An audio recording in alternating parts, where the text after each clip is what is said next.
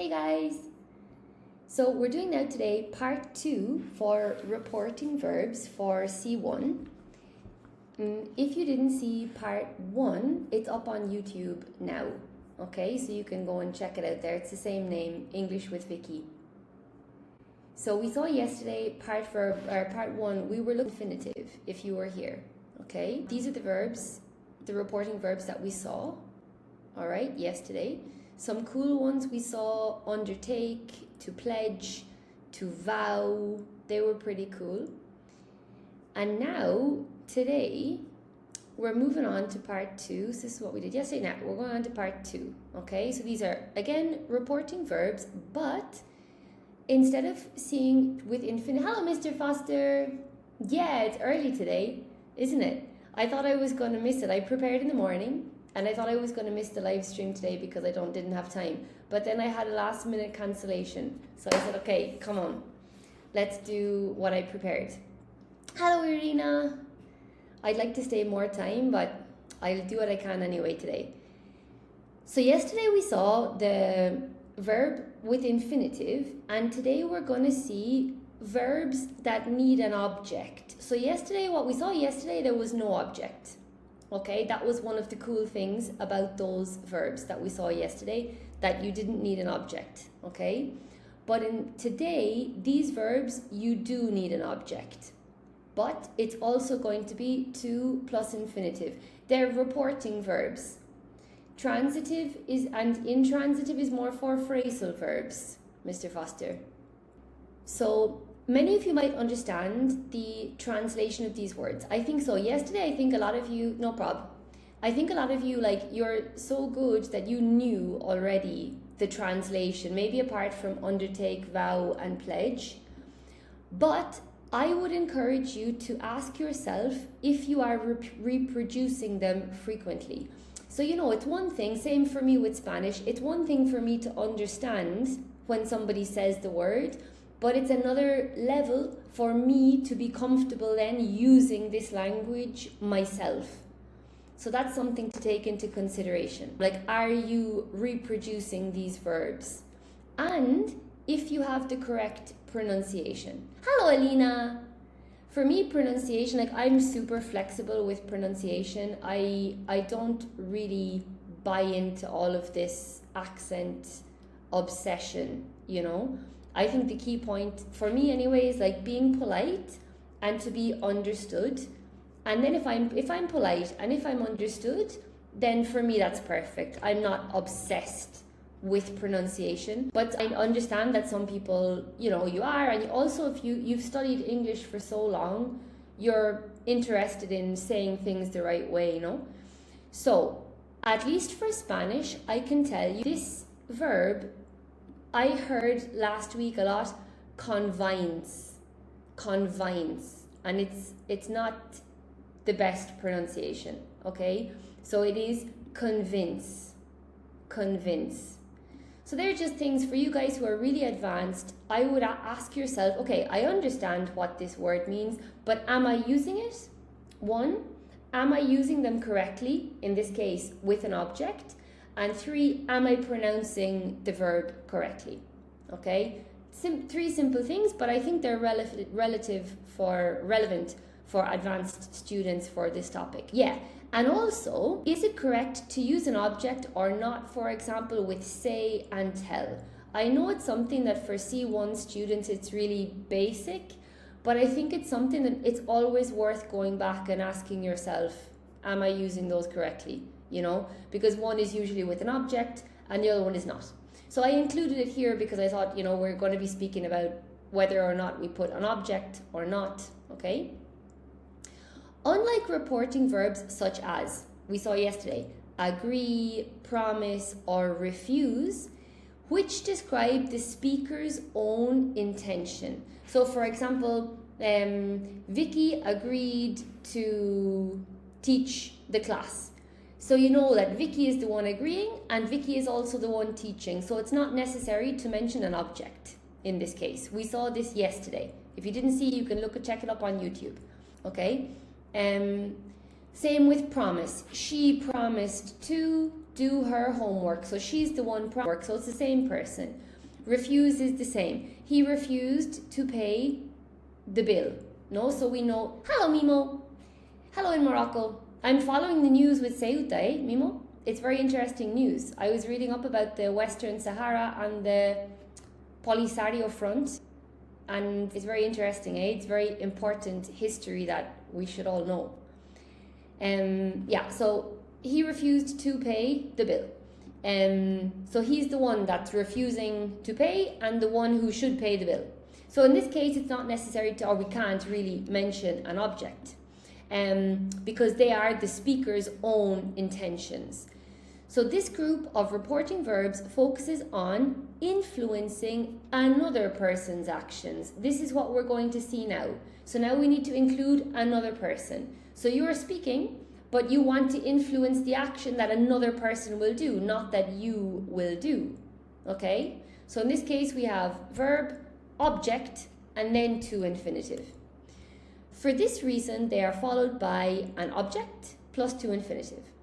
The object identifies the person who is expected to perform the action. So compared to yesterday, it was the same person, but now it's going to be a different person. While the infinitive explains what the person is expected, encouraged, or instructed to do. This structure, yes, it's extremely common in journalism, academic writing, which you need to do for your exam, business English you need for work, and formal communication, again, at work. Because it allows us to, I love this, summarize instructions, recommendations, warnings, and requests precisely. So we're always speaking about that with level C1 advanced English. You guys are able to give information in a very formal way, but very to the point. You don't have excess information that's not necessary, you know. Whereas somebody with a lower level, they're going to write many sentences, repeating the information, repeating who's talking, when it's not really necessary. Now, I'll put this all together in case you want to take a screenshot or something. Here are the most common reporting verbs. Guys, if you want to take a screenshot, I don't know. So the most common reporting verbs in this pattern are: hello, Clocklow. I'm good, thanks. How are you? Where are you connecting from? What country are you in? Yeah, I'm good. I can't believe today's Friday, guys. I can't believe that. It was a fantastic week, but I feel like it flew. Okay, so the most common ones are advise, ask, invite, order, tell, persuade, remind, warn, and encourage. Okay? Hello, Cassia. Yeah, depends, Mr. Foster, doesn't it? Time, I think, depends on our emotional state a lot, and also our rhythm. You know, I don't like the sensation that time is flying.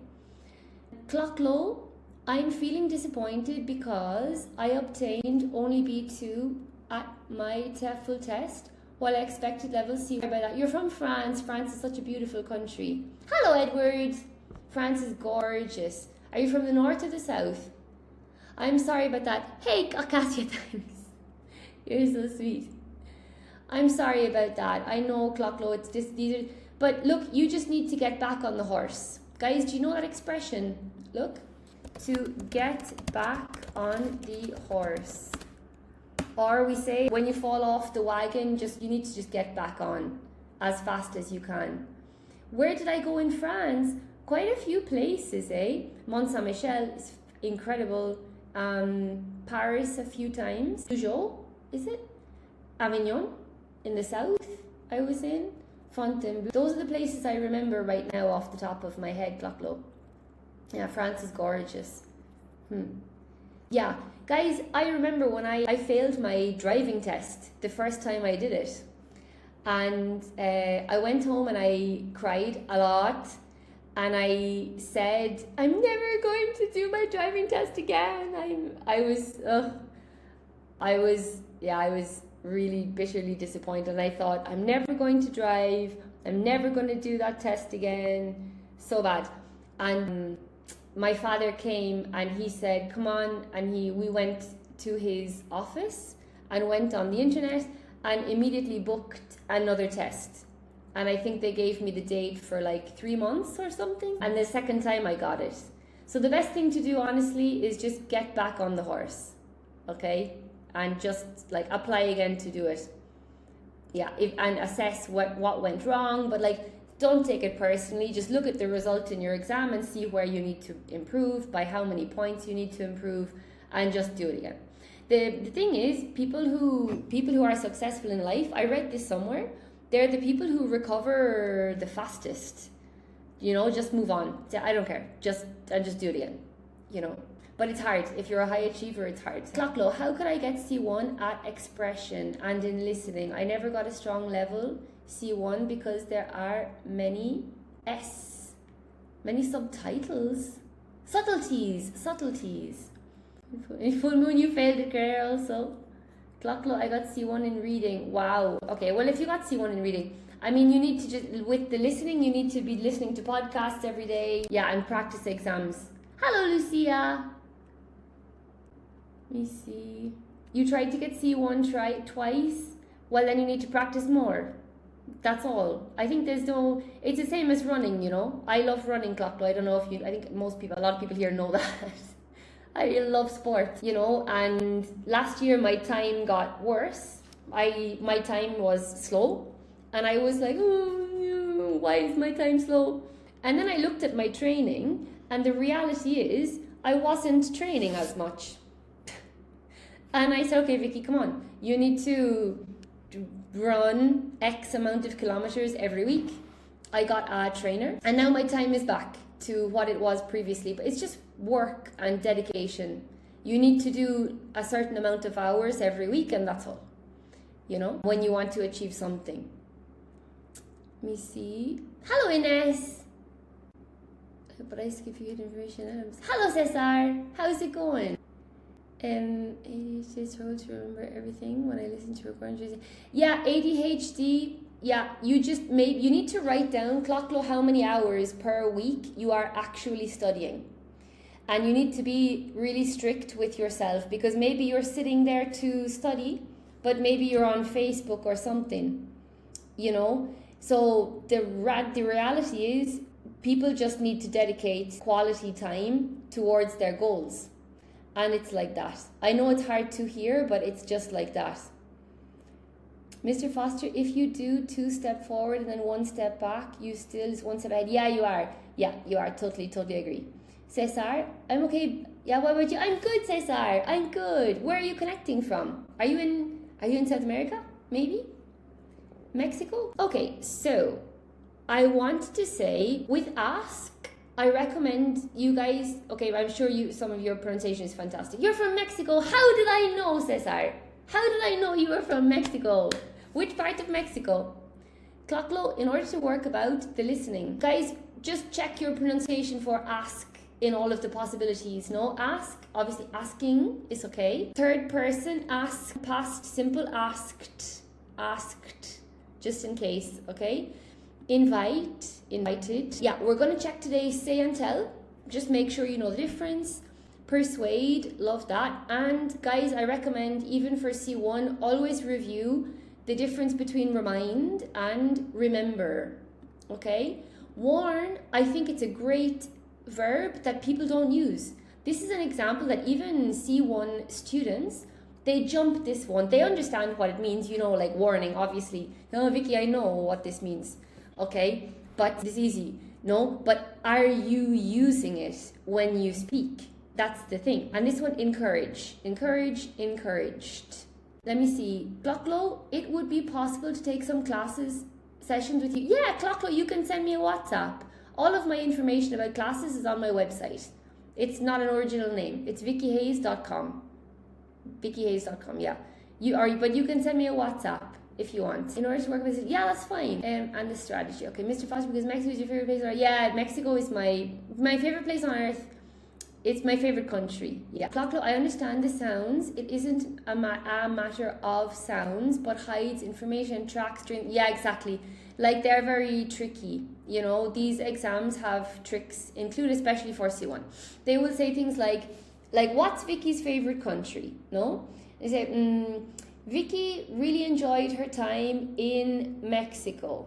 In fact, you would say, she said that it was 1 in a million. But then Vicky went to Australia and she discovered a new place. And she thought that Australia was the number one. You think, oh, Australia's her favorite place. But then she went back to her original decision, which was Mexico. And you don't catch the change at the end. So exam listenings are full of this type of trick. It's not like listening to a podcast, you know. You need to do practice exams for the listening for sure. And I really recommend Clocklow and everybody, if you're doing an exam, take advantage of the tape scripts. I always, with my students, I recommend listen 2 times like it was an exam. Then listen 3, 4, 5, 6, 7 times again, more. And then listen while reading the script for the audio. It's so useful, really good vocabulary, and you can see how they try to trick you, you know? Okay, then next one is urge. Love this, and C1 students almost never use it, okay? Urge, really good reporting verb, really good reporting verb. It comes from urgency. I think everybody remembers urgency, but they don't know the verb to urge. So when you're urging someone to do something, it's kind of like it's an emergency, okay, or urgency. Clocklow, is it allowed to listen twice during the Cambridge test, for example? In Cambridge, you listen twice. In Cambridge, you listen twice. But I'm speaking about when you're practicing in your house, you know? Pieces of advice. Your pieces of advice. Well done, Clocklow. You're welcome. Hello, Cassia. What is today's theme? Cassia, we're on reporting verbs with verb using an object and to plus infinitive. Clocklow, thanks. Because of my disorder, I can't remember when I listen. Yeah, there's a lot of ADHD. I'm not a doctor or anything, but yeah. A lot of people say that ADHD is really connected, guys, to the diet that we have nowadays. Yeah. I find that doing sport and yoga really helps me with managing my mind, Clocklow. Even in your native language, yeah. So maybe, yeah, yoga is really good, eh? Yoga helps a lot of people don't know this, but it helps to strengthen the connections between the left and right hemisphere of your brain. Discourage. Discourage is the opposite to encourage, Cassia, yes. So, urge is to strongly advise or try to persuade someone to do a particular thing. Or to encourage someone strongly to do something or to ask that something be done. Okay? Vicky, may I ask you to move the screen a bit to the right? Yeah, thanks, Mr. Foster. Hang on. Is that better? Cesar, why can I understand everything you say? Don't know, because you have good English? Maybe? I don't know. Is to be determined to the detriment of commonly used. Yes, it is, Guerrero. Yeah, in good level English, yeah, it is to the detriment of. Yes, I think so. And the adverb is also really common. Well, common, people who are speaking well. Detrimental is good. Thanks, Mr. Foster. Thanks a million. That's such a help. Yeah, I can't understand everything. Okay, yeah. I don't know, maybe, Yoa, how much are you understanding? If you're understanding 60%, then I think maybe it's useful the class is useful for you. If you're understanding less than 60%, maybe you should go to another live with easier. No, I'm just starting to study English, but I can understand everything you say. Hombre, es que la gente de México, no, I think comunicamos en otro nivel. You know, I have a special connection with people from Mexico. This is the thing. I think I was Mexicana in my last life. I don't know. So, and the last one then is convince. Please, guys, especially if you're a Spanish speaker, we don't say convince, okay? We say convince. So, although they all share the same grammatical structure, and this is the key point, right? they express very different relationships between the speaker and the listener. Okay, so like this is really important. Like I mentioned to you, when I communicate using language, it's very important for me to be polite. So there are big differences between whether you which reporting verb you decide to use. I mean, obviously order, you know, adult to adult, nobody should really use order or order anybody around nowadays in modern society, you know. So yeah, they're very important. Nur Ganyam, I'm from Ireland. I'm Irish. Hey Julia, a little delayed, but remember is reflexive and remind is someone to someone else causality. Julia, yeah, exactly. So remember remember comes from within your own mind, like reflexive. So like I remembered to close the window. Or outside of you, Jack reminded me to close the window. Yes. Okay. Oh, cevicheria. Hello, Enrico. Hey, are you also from Mexico? Yeah. Cevicheria. Ceviche, no? Ceviche it's an important dish in Mexico, I think. The quiet side. Hi. Okay. So advise, right? Advise. Now I know this seems a bit easy for you guys, but well, look, I still think it's relevant to review this, and it is on the C1 course, okay? So advise expresses professional guidance. So this is in the quiz. It expresses professional guidance or expert recommendation. It suggests that the speaker has knowledge, experience, or authority, but does not necessarily expect immediate obedience. For example, the financial advisor advised investors to diversify their portfolios. Lots of nice things here, guys. Look, diversify. And you have also advisor as the person and as the noun. Next example, doctors continue to advise patients to reduce their salt intake. Also, I'm not a nutritionist, but I think this is very bad advice.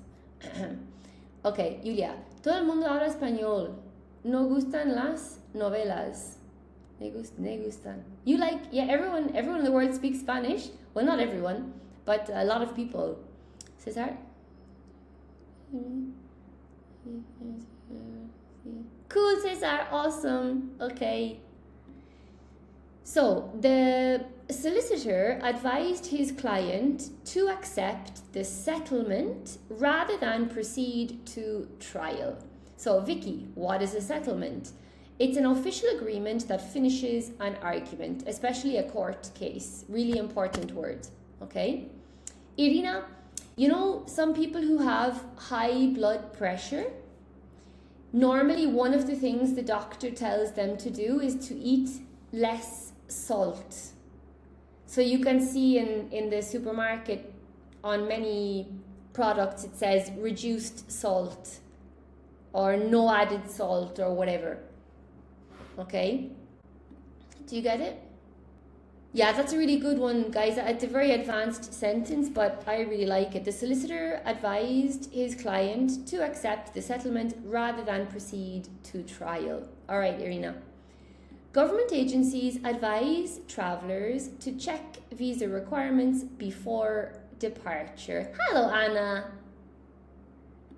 Okay, notice that advise is associated with expertise rather than authority. Okay? Yeah, if it was authority, I don't know, like a general in the army or something, he's not going to advise you. He's probably going to order you to do something. All right, but the doctor could advise you. What's the difference between solicitor and attorney?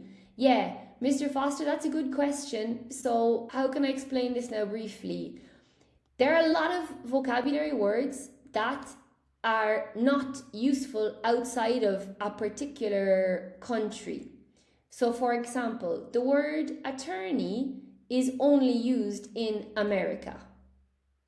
Okay? In the UK or in Ireland, I should say in Ireland or the UK, we never, ever use the word attorney. Never. Okay? So in Ireland, at least, because the legal systems as well as the educational systems, they all have different structures. So all of these things have different names then. For example, in Ireland we have play school, which is not compulsory.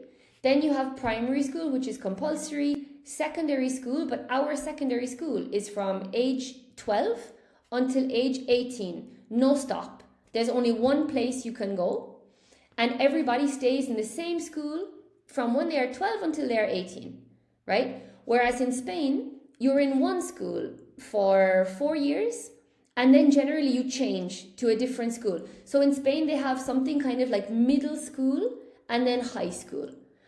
So for that reason, there's a lot of vocabulary that is just, you can't translate it. It's the same with law.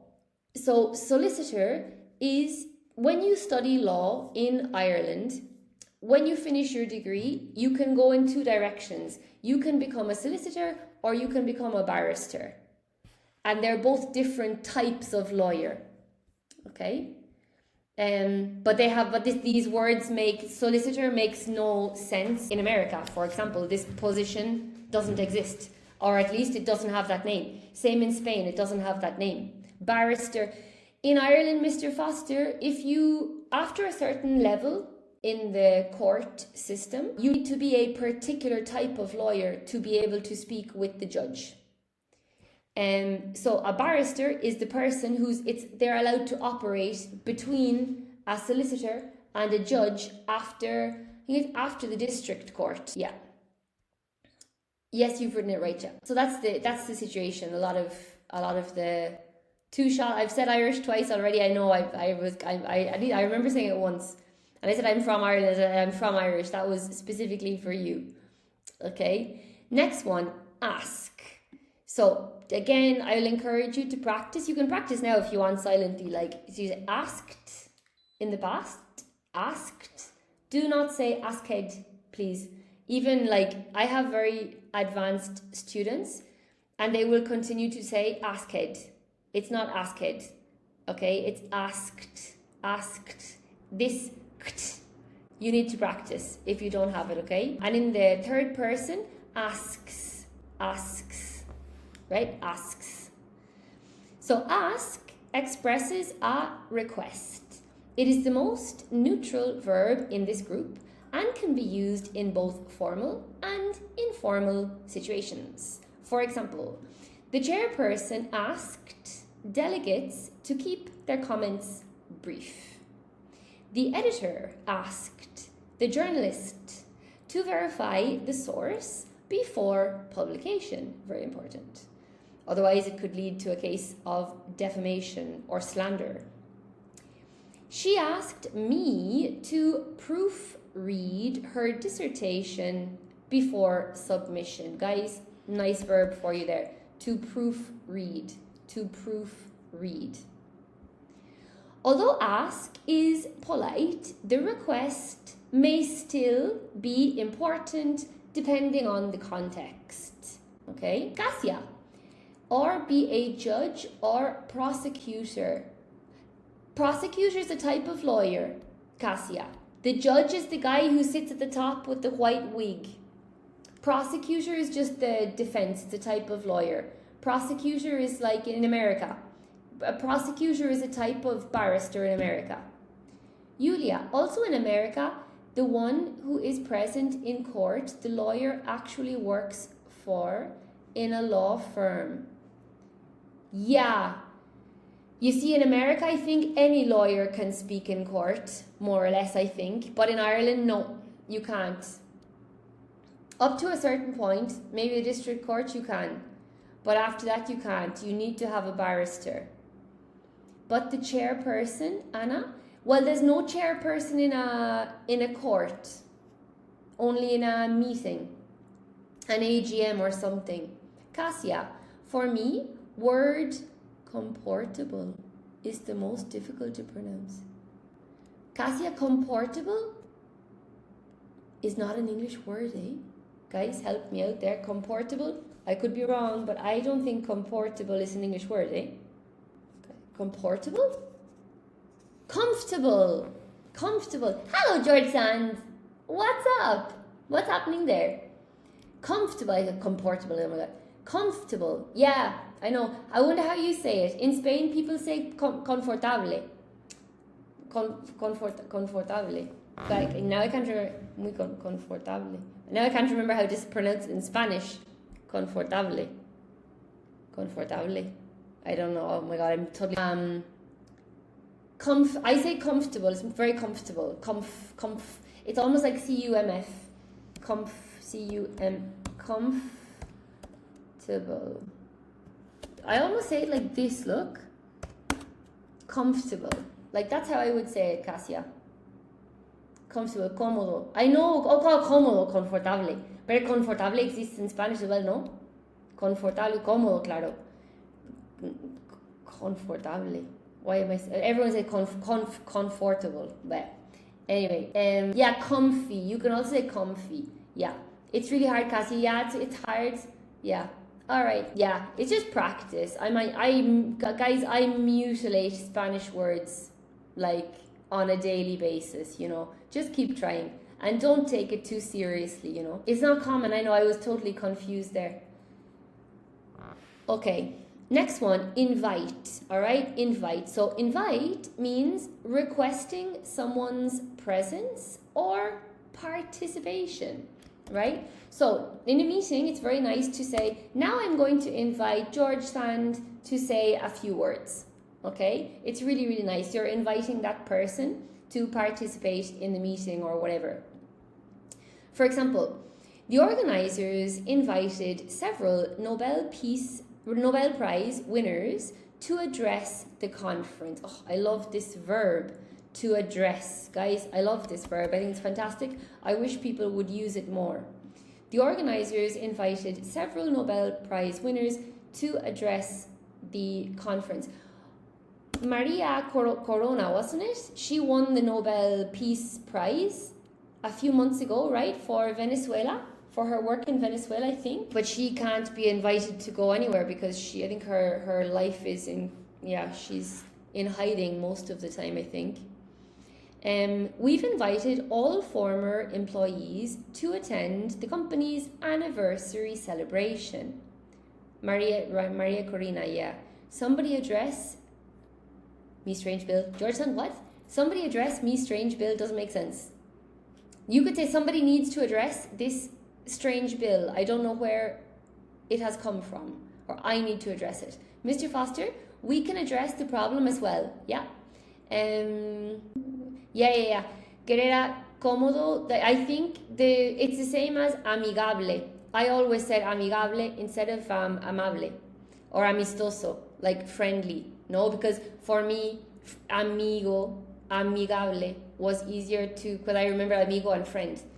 And I think confortable, because it sounds like comfortable, Spanish speakers go for that one, even though it's not common, but it does exist.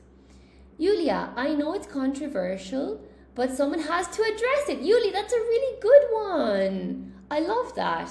I know it's controversial, but I love that, guys. Look, she said, I know it's controversial, but someone has to address. And you said, did you say that or did you say it? Address it, yeah. That's brilliant, Julia. I love it. That's a really, really good example with address. Nice.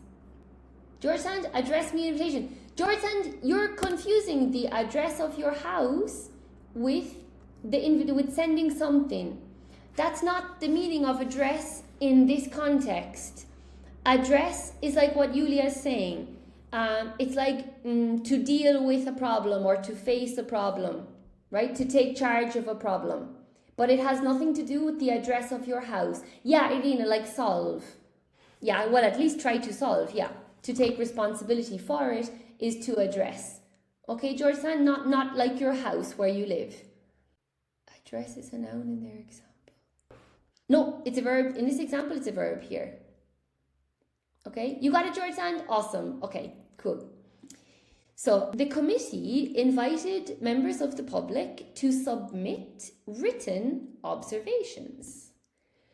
Unlike ask, invite carries the idea of hospitality, inclusion, or participation. Guys, I don't know in your language, maybe in Romanian, Portuguese, Italian, this could also be a problem. It's a problem in Spanish, okay? In Spanish, if you go to a bar or a restaurant with your friend and you want to buy the food or the drink, invite you, or I want to invite you. In English, you cannot say this. It makes zero sense, okay? So don't say this in English.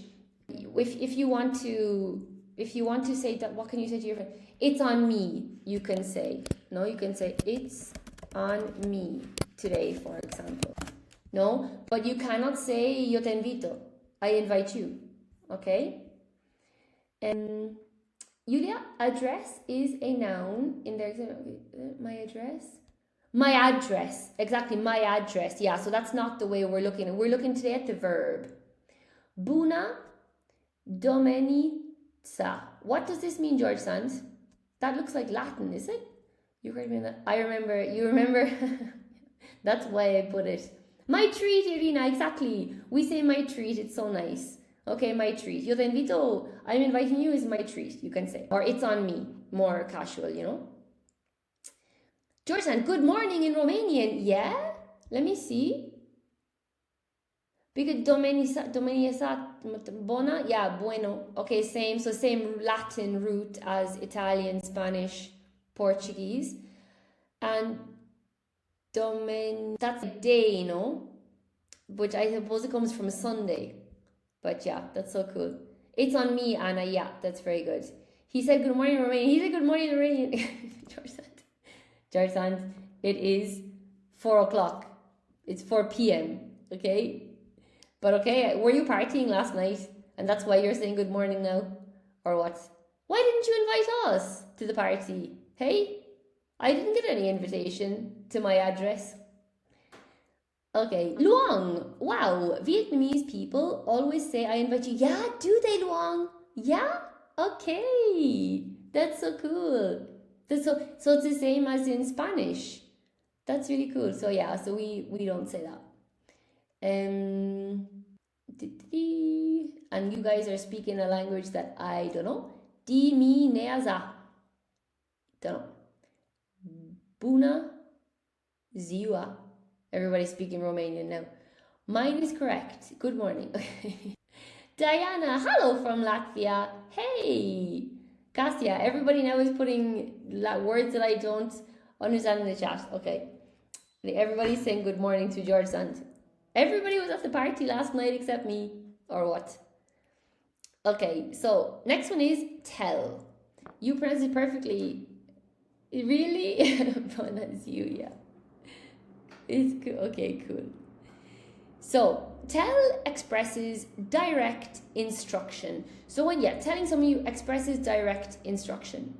Unlike advise, it assumes that the listener is expected to follow the instruction. Okay? Hello, White Diamond. How's it going? Happy Friday. So, examples. The instructor told the contractors to suspend all construction work immediately. She told her assistant to reschedule the meeting. So you can see here, look, told the contractors, told her assistant. So we need to always, when you use tell, you always need to include the object, the person that you are telling. Practice this word, guys, please. Schedule and reschedule. Many people say to me, schedule, my schedule. Vikki, I need to look at my schedule. Okay? Yes, schedule. Let me see. All right, White Diamonds. It's cool. Octavio, good morning. Yes, have a nice day. It's a nice day. Yeah, I know, Guerrero. Yeah, sometimes it's easier to just say timetable, you know, but schedule is is a good word. It's nice to be able to. Sometimes, guys, I don't know this. I don't know if it's helpful for you. I started doing it with kids. I asked the kids to write this, how they would pronounce it in their own language. So in Spanish, the kids wrote down like schedule, like this, schedule. And everybody can write something different, but just write it down for you, because everyone here has different languages.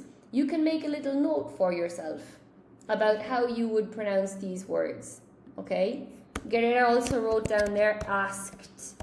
But, you know, honestly, it doesn't matter how many times I tell people this, they still can't, have trouble pronouncing it.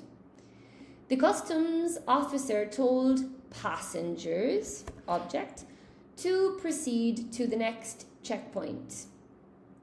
So although tell expresses authority, the source of that authority may simply be personal or organizational rather than legal. Okay? Mr. Foster, timetable has a bit of a different meaning. Doesn't it? Doesn't it? I mean, a lot of the time they're used as synonyms. I think I know what you're trying to say, but timetable and I'm going to look at my timetable, I'm going to look at my schedule. Yeah, I mean, timetable is quite strict about the time, but I think they're pretty much synonyms. We can check that up. In fact, that could be a good... Honestly, Mr. Foster, I think that they're used pretty interchangeably right now. What comes to me is that timetable is like something very strict, like for school or for getting the bus or something that like it should be exactly at this time. Whereas schedule is like, tomorrow I have a meeting with this person, and this person, but I don't know exactly how long each meeting is going to last, you know? So yeah, I just have to continue until everything is done, but not necessarily strict times. Maybe that's a difference that comes to me. But I need to check that. Leah, did you learn your English in Ireland? Yeah, I did. I learned my English in Ireland, yeah. Yeah, I did, Leah. I did. I learned my English in Ireland, yeah. Cassia, tell somebody to do something. Exactly, that's it. Julia, this reminds me, a few weeks ago somebody said, what did they say? You speak English really well. Thank you. Yeah, okay. I studied a lot. Julia, she told the leadership to change the marketing strategy, and surprisingly they did very good. Yeah. Guerrero, you were saying timetable is American and schedule is British. Or timetable is British and American and schedule is American. Really? I didn't know. Timetable for trains. Hello, Saska. What's up? Happy Friday. Cassia, for a calendar. Yeah, we can check this, okay? I have such a long list now of to-dos. We can check this specifically. I would say that they're used pretty interchangeably, right? But I'm going to check it. 8 shots, yeah. Okay. So, Julia, rescheduling is not part of the things we agreed on. Yeah, I freaking hate rescheduling. I don't do last minute rescheduling. Anybody tries to reschedule on me within like 12 hours, the answer is no. And I never reschedule, almost never. And I will give someone at least 24 hours notice. And even at that, I feel bad. Okay. What about you guys? Are you strict timetable followers or what? Such a bad idea. I prepared a matcha because I didn't sleep very much last night. So I was feeling a bit tired before my last class, but then it was cancelled. And I have half the matcha here. I'm tempted to drink it, but I probably shouldn't. Okay. Timetable, Anna. Timetable usually refers to a fixed list of times, yes, when events happen, especially for transportation. That's what I was thinking, Anna. That's what I was thinking too. Schedule is more general. It can mean a plan of activities, appointments, classes, or events. Isn't this literally what I said? No? I think that's more or less literally what I said. I love, even as an English teacher, I love being right. When I don't know the answer, but I try. to a thing. Okay, what does this mean to me intrinsically? And then when I discover that it's right, I have to say, okay, I think, yeah, that's more or less what I was thinking. Okay, there could be some other nuances though. We'll check. Okay, I made this. I wanted to make a quick note on say and tell. Please don't roll your eyes now, because me personally, as a teacher, I am listening to people who have C1, C2 all day, every day, speaking fantastic English, and we still make mistakes with say and tell. And me, I make loads of mistakes in Spanish. It's fine. Like, who cares? Nobody cares, okay? Unless it's some really anal person, okay? Nobody cares. But when we want to, improve, get better, feel more confident, know how to say things in certain ways that we have a certain impact, then we try to correct these things. So I'm telling you, even if you are level C1, C2, it's always necessary to keep an eye on say and tell and review how we use them. Leah, sorry, I thought when you mentioned Spanish students that you were Spanish. I suppose you are. Oh, okay, Leah, poor Leah. Okay. Leah, you're so sweet. I'm Irish, so I'm cheating. I'm cheating with the English, okay? I wish that I had this level of... Leah, I make a lot of mistakes in Spanish. I speak Spanish, but a lot of people ask, Vikki, will you teach me Spanish, or will you teach Spanish? Why don't you teach Spanish? I think I don't know. I'm better teaching English, okay? Because I'm Irish. So, right. Say versus tell. Pedro, hello. Really? I don't understand this thing, guys, about this whole... Acabo de subir de rango. I don't understand. Guerrera, okay, guys, I have to explain to you why Guerrera is putting whiskey in the chat. Every time I say the word Irish, okay, she needs to drink a shot of something. So as of now, we have 50 minutes of our live. She has had 9 shots. So I have mentioned Irish or Ireland 9 times in 50 minutes.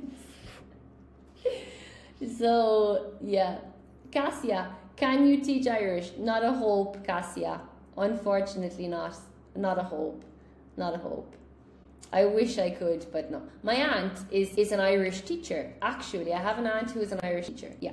So she's fluent in Irish, and all of her kids are fluent in Irish. She has 4 children.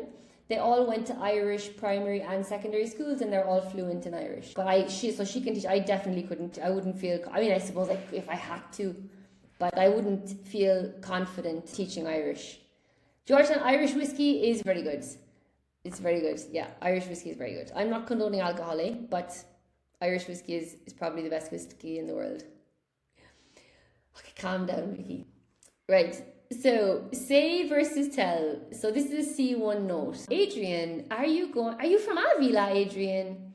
Are you going to drink? If my teacher does it, I will do it as well. Happy Friday. Can you imagine? One day we can have a drink together, okay? We'll organize it and everybody can get their drink of choice, and we can have something. We can play a drinking game. We can non-alcoholic beverages only, okay? So what was it? Drink whiskey like medicine. Literally, guys, this is true. What George Sand is saying is true. When I was a kid, if I had a headache, if I had a stomach ache, if I had a toothache, the answer was to give me whiskey. If I had a toothache, my father would take some tissue in a ball, make a ball, dip it in whiskey, and tell me to bite on the tissue with the whiskey. This was the remedy for everything. Okay, cold. If you have a cold, flu, cough, have a shot of whiskey. Really, it's so. No. Okay. For intoxication. Right. So although both say and tell are used to report speech, they are not grammatically interchangeable, for sure. When you say tell, you have to remember, so tell an object. So if you're going to use tell, you need to mention who you are telling. Massage with whiskey, Anna? Really? That makes sense. No, I imagine your skin would get really hot. No? Have you tried it, Anna? Oh my God, if you left the house like that and you smelled like whiskey, everybody would think you were an alcoholic. But that actually sounds really good. for some reason. Anna, where did you come up with that? Having a massage with whiskey. Adrian, you can show us words in English. If we don't know the word, we'll drink. However, if we win, if you win what? If you know the word, I have to drink. I can see where this is going. Yeah. Oh my God. Okay, so tell almost always requires an object because it emphasizes who receives the information. Guys, I just love the word emphasize. I think that it's not used enough by non-native speakers. I think you guys can take note of emphasize. I love this word, emphasize, emphasizes. I think it's really good. Adrian, exactly. Okay, right. Anna, nope. I knew that people did it with vodka. They did it with vodka. You can give somebody a massage with vodka for the flu. That's really interesting. Lay emphasis on, yeah.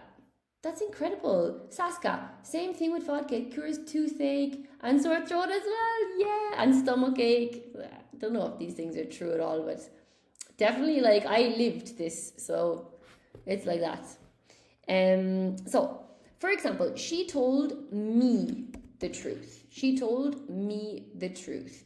The manager told the employees about the changes. Now, this one's annoying because actually you could say she told the truth. But anyway, but for example, this one, the manager told about the changes. No. In that case, you have to say the employees. I'll explain why after. Can you tell us what happened? Gotta say it. He told his lawyer everything. Think of it this way. Tell equals tell someone something. And Cassie has said this before already. Do you think it could be Mr. Foster for speaking about alcohol? I don't know. Could it be? I don't know. Okay. Then say the object is optional, but generally people make a lot of mistakes. Like people every day say to me, she said me, or yeah, she said me that. No. You cannot say she said me that, okay? She told me that, or she said that, XYZ, without mentioning me. So say focuses on the words themselves, not the listener. It is not normally followed directly by an object, okay? For example, she said she was exhausted, but we don't say, for example, she said me she was exhausted. This is very bad. Okay, you can. People say it, but like for you guys, you're advanced speakers. We don't want to say this. We don't want to say she said me she was exhausted. The minister said the economy was improving. Okay, what did he say? If you want to mention the listener, use to. Yes, this is very important. If you do want to mention the listener and you don't want to say tell and you want to say, you need to say to. So for example, she said goodbye to everyone, right? He said to me that he was leaving. It's a bit strange, okay? Less common than he told me, but you can say it if you include the to, but it's weird, honestly. Let me see here. Depending on the context, yeah. Killjoy. Wet blanket. What is it? Party pooper. Wet blanket, yeah. In Spanish, it's moja fiesta. No moja fiestas? Wet the party. Can you explain? Hello, Santiago. Can you explain ain't? Agua fiestas. Oh yeah, agua fiestas. I always get that wrong. It doesn't matter how many times I never remember this. Agua fiestas. Guys, Santiago has an interesting question here. I can tell you briefly a really embarrassing story that I had many years ago. It was like I was working in a university project funded by the Spanish government for, university students. And it was like an intensive program. You teach me English and I teach you Spanish. Is not, are not, has not, have not. Yeah. I was teaching my class one morning tag questions, and I remember this class was pretty good. They were pretty good, and it was good. So they were not taking a lot of notes, which is fine because it was a speaking course. So it's okay that they didn't take so many notes, but I was teaching yeah, so for example, like you're, that's like you're Irish, aren't you? For example, he's French, isn't he? For example, they are Dutch, aren't they? So I was teaching this. Okay, the class was, it was like a almost B2 level class, if I remember correctly. And then I wrote down, I'm Irish. Oh my God. And then look what I did. Amn't I? Oh my God. I wrote this, and suddenly all of my students started, oh, and they were like with their, oh, amn't I? And they were like with their notebook, like writing down amn't I? And I was, what age was I? I was only like, I don't know, 23 maybe, 24. And I was like, oh shit. I was like, why is everybody taking a note about this and not about anything else or the other stuff? So after the class, I went to speak with my coordinator, and I said, hey, she's also Irish, from Dublin. I said, hey, in my class this happened, and she said, Vikki, no, don't tell me that you taught your students amn't I? And I was like, yeah, I did. What's the problem? And she was like, Jesus Christ. She was like, no. We only say this in Ireland. Okay? This doesn't exist. This is totally wrong. Right? Because you cannot say, am not I. It makes sense, but this is totally wrong. But we say this in Ireland. Okay? So, and I thought, oh my God, she was like, this is only in Ireland. Nobody says this, and this grammar is totally, it's like Hibernian English, the Irish English, totally. You cannot say this. And I was like, oh my God. I can't remember what happened after that. I think I didn't tell my students. So I don't know, Santiago, if there are some students around saying amn't I because I taught them this many years ago. But I think ain't is the same. Okay? I think ain't is the same. A-I-N-T. Like ain't it. So I think like Santiago's question is, what does ain't mean? Ain't is totally the same as amn't. This is a disaster that was created locally, but people started using it. So I think it would be like, the weather is great. Ain't it? So ain't it, but it's totally wrong. Oh, ain't, they put it like this.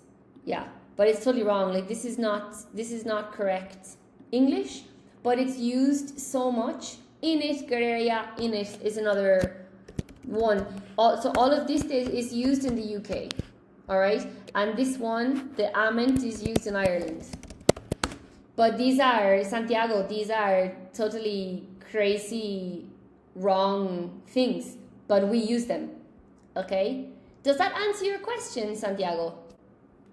I hope that answers your question. Let me see. Where's your question now? I think, okay, there's too many things here now. Santiago, let me know. I hope that answered your question anyway. Okay, righto, yeah, right. Well, righto, I think we use that a lot. Amel, hi Vikki, hi everyone. For the question tag with I am, aren't I? Yeah, exactly. It should be, aren't I? It should be. I'm Irish, aren't I? Yeah, when she told me this, my brain hurt a lot, Amel. I couldn't put this in the scaffolding of my mind.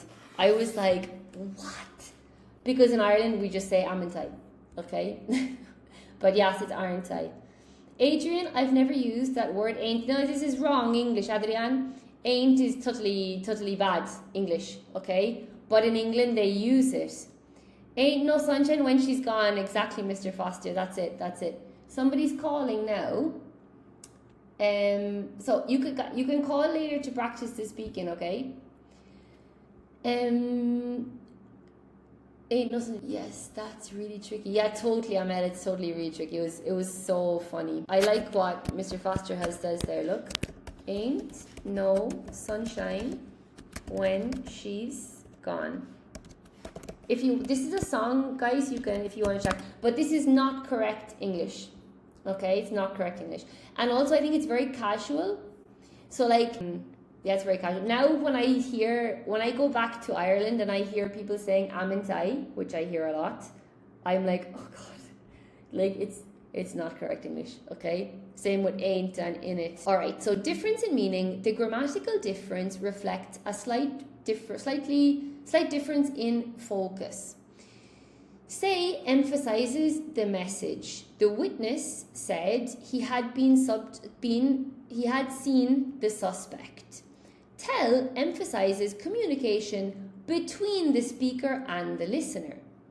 The witness told the police. Okay, so the witness is the speaker, and we mentioned who's the listener.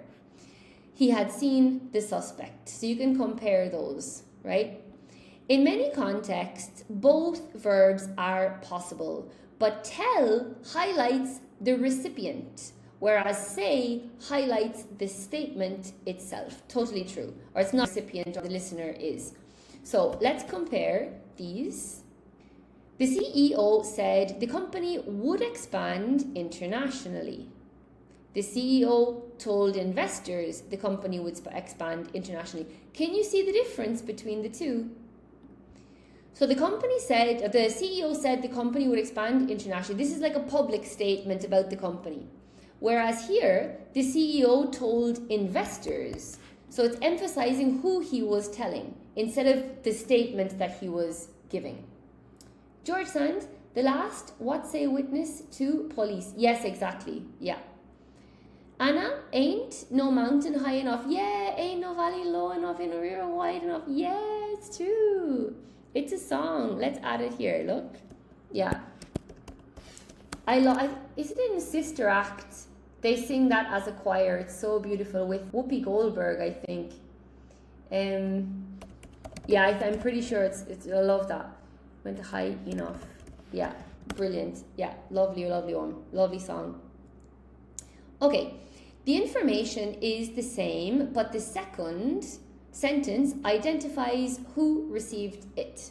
Now, apart from everything we just saw, there are also common expressions that you just need to learn. Okay, for example, we saw before, tell the truth. So I don't need to put an object here. You can notice, like I can say tell me the truth, but I can also simply say tell the truth, because this is also an expression. So they're kind of an exception, okay? So some exceptions here. All right? So in this case, you don't need to put an object if you don't want to. So these are some exceptions. So say goodbye, say hello, say thank you, say sorry, say a few words. Guys, love this one for advanced, okay? If you're having a meeting or something, you say, okay, Mr. Foster is going to say a few words now. Or at a funeral, no, you could say, okay, this man's wife is going to say a few words. Say something, say nothing. Tell the truth, tell a lie. Okay, tell a story, tell a joke. Like, so you can say, Vikki, tell a joke. You don't have to say, Vikki, tell us a joke. Okay? Tell the difference. So, twin sisters, sometimes you can't tell the difference, you know? Tell the time. Tell someone the news, right?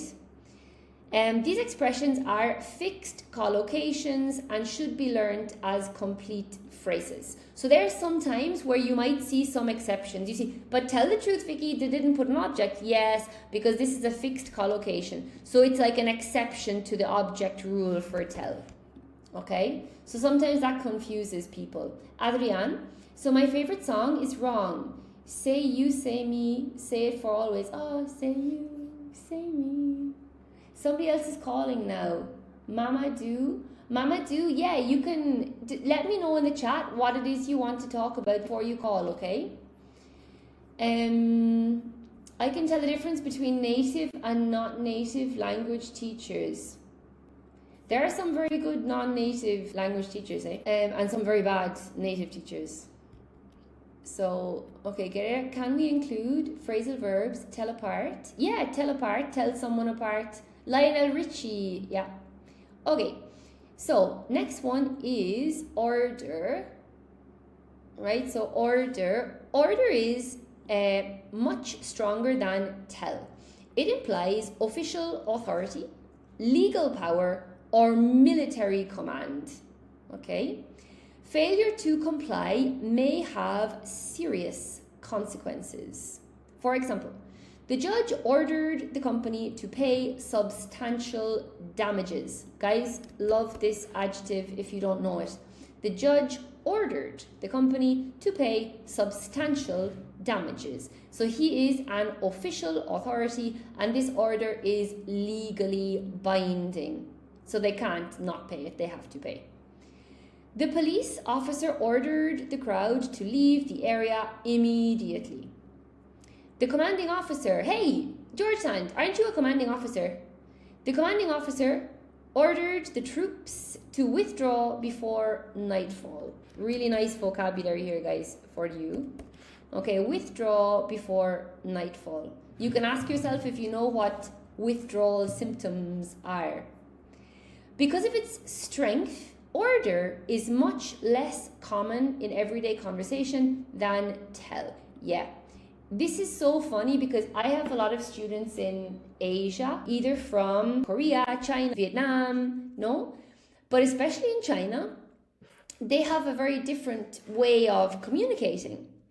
So like they're more comfortable using the word order, no? Like my boss ordered me to X, or I ordered my subordinates to X. But in the Western world, like it would be considered offensive to order someone to do something unless you're like a general or something like that, you know.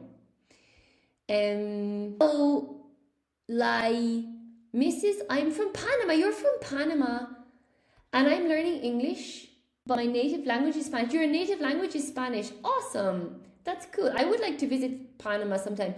I've heard that in Panama you have really good scuba diving. I would like to go scuba diving off the southern coast. Mr. Foster, there are a lot of good ones everywhere, but there is always the difference. Yeah, dude, I mean, I had only one native teacher when I was a kid. It was my German teacher, and I had her for the first year, and she was unbelievable. I think there is something all right in your mind. The person is just so comfortable with the language. They transmit this like innate understanding. And I think if it's not your first language, you always have this little hesitation, which I think can also confuse some students, or me for sure it was the case. So I have to say that I agree with that, and it's one reason that I wouldn't teach Spanish, for example. Anna, order some sushi, please. Yes. Okay. Hello, Mama Deuce. Hello, teacher. It's my first time to join, so I'd like to know the live stream purposes. Yeah, okay. That's why you were calling. Yeah, right now we're doing advanced English, so this is reporting verbs. Give an order. You give an order, yeah. George Sand, you're a deep sea navigator, George Sand. Really? That's so cool. I was snorkeling. I can show you guys. I was snorkeling at Christmas. Hang on a second, and I can show you what we saw. It was really cool. Hang on, give me a sec. I'm gonna find the video. Yeah, look at this, guys. This was so cool. Look, that's me. It was so cool. It was a whale shark. This is the whale shark. Look, he almost knocked me out with his tail there. Wait a sec, can you see? Yeah, I nearly got my head knocked off. And oh yeah, these were sardines. They were so cool. Look, it was so awesome. So like all of these it was like a wall of sardines. It was really, really cool. Yes, I like snorkeling. I would like to go. So in Panama, I heard that the snorkeling is really, really, really, really good. Jordan, you snorkel. That's awesome. We can all go snorkeling trips sometime together. Mamadous, and then practice a bit of my English with you. That's awesome, Mamadous. Okay. Cassia, I gave up drinking Coke and I have no withdrawals in... Cassia, you are a superstar. Good job. Cassia, were you drinking Coke with caffeine? Yeah. I drink a Coke like now and then. They're so addictive. But I get the boring one. Sugar-free, caffeine-free. It's like 00 Coke. Yeah, Anna, it was so cool. Jordan, you're not a diver, but I thought you said you were a deep-sea navigator. Is that not... Did you not mean diver? Like, what do you have, Jordan? Do you have a submarine? If you tell me you have a submarine, I'm going to freak out. Irina, well, yeah, it was cool. Irina, I have another really bad story about this.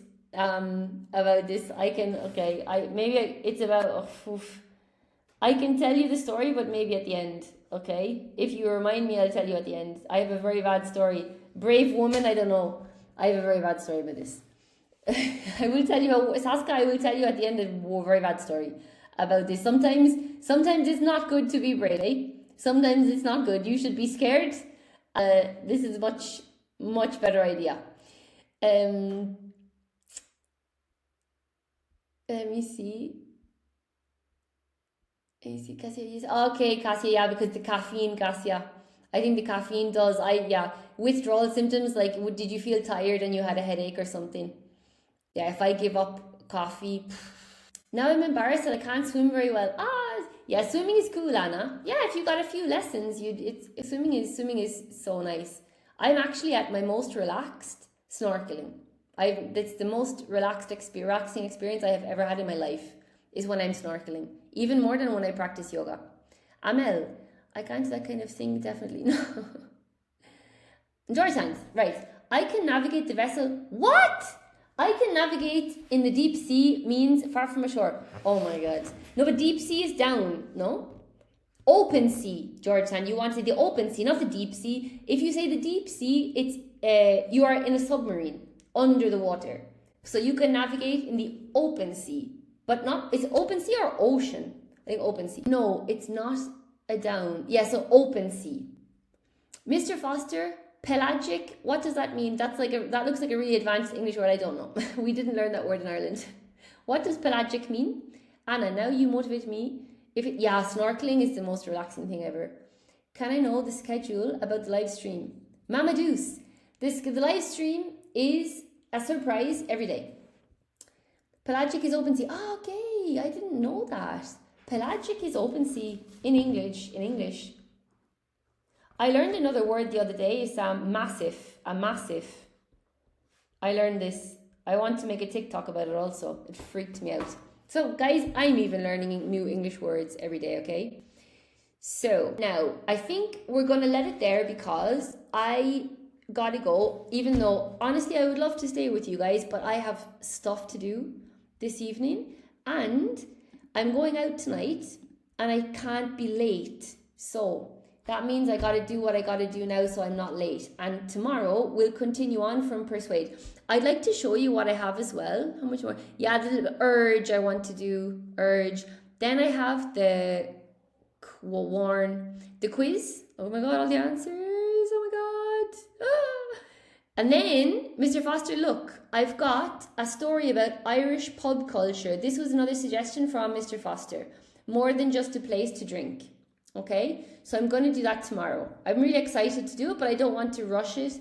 And I got to go now because I've got a lot to do this evening. Okay, let me see. George said, no, officially it's called like that. It's called like that officially, the deep sea. I would debate that with you, George Sunday. Let me see. English teacher, Astana. What's going on here? TikTok masterclass. Pelagic normally refers to things that live in the ocean. My goodness, guys, I did not know that. So that's a new word for me. Thank you, Cassia. Okay, Mama, do see you soon. Cassia, you saw answers, oh no. You're so welcome, Mr. Foster. We'll do the Irish stories tomorrow, okay? 27 shots, Guerrera. And you're going to be too hungover for class tomorrow. Okay, Irina, you're so welcome. It's such a pleasure. Thank you, Anna. So sweet. Stephanie, you're just joining. Oh no. Stephanie, we'll see you tomorrow, okay? Saska, you're the best. You're so welcome. Guys, I really enjoyed it. I would stay for another hour, but I gotta go now. You're welcome, Amel. George Sand, it means that authorized person can navigate the vessel more than 500 tons in deep sea. My God. 500-ton vessel. Gee, Mac. Julieta, you're so welcome. Stephanie, nobody knows. Stephanie, if you want to be in our WhatsApp group where I mention when I'm going live, you can send me a WhatsApp, okay? And I can put you in. We have a WhatsApp notification group. Adrian, 32 shots. Oh my goodness. Well, it wouldn't be live by an Irish English teacher, eh? If there were not some shots. Mr. Foster, and now you owe us a story about being... Oh, Sugar, the shark story. Remind me, if you're interested, Irina, Mr. Foster, remind me to tell you the shark story, because this will, like, this, I changed my idea of being brave after that experience, okay? And I decided that, Vikki, it's enough. It's enough. Stephanie, tomorrow what time? I'm not sure, Stephanie. You can go in our WhatsApp group if you want, but probably in the morning. I imagine it will be in the morning, eh? But I'm not sure. What is the number? It might go in my website. It's vikkihayes.com, and you can send, it just says contact me. You can send me a WhatsApp. Say, hello, my name is Stephanie. Can you put me in the WhatsApp group? And oh my God, shark story. The shark story is very bad, guys, eh? So I really, after this now, I am a lot less brave and more calm and responsible after that experience, okay? It's not how I feel thinking about it. It was, yeah. Luckily you're safe. Yeah, luckily I'm safe. I am safe. It was a hard situation, okay? All right, guys, have a lovely evening and I'll see you tomorrow, okay?